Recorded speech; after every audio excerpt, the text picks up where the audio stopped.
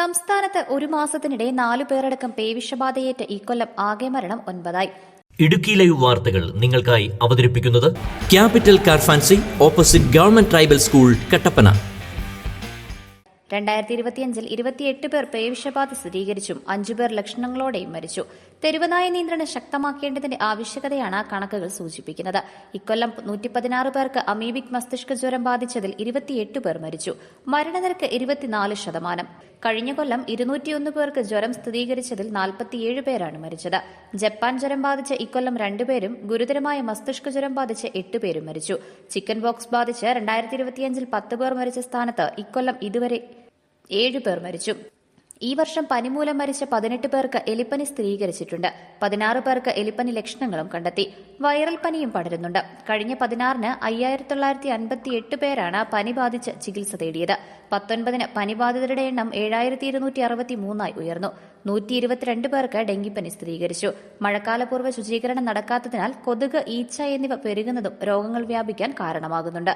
News desk Idukki live വാർത്തകൾ നിങ്ങൾക്കായി അവതരിപ്പിച്ചത് ആത്മവിദ്യാലയമേ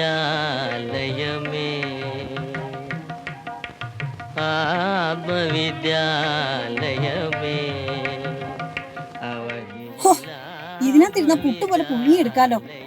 എന്റെ പപ്പ ഈ മൂട്ട പോലത്തെ പാട്ട വണ്ടി ഒന്ന് മാറ്റിട്ടുണ്ട്. ഈ വണ്ടി മാറ്റിയിട്ട് ഒരു പരിപാടിയില്ല. അത് നിങ്ങൾ ആലോചിക്കാൻ വേണ്ട. എന്നാ പിന്നെ ഇതൊന്ന് മോഡിഫൈ ചെയ്തുകൂടെ? മോഡിഫൈയോ? അതെന്നാ കുറിച്ചാ?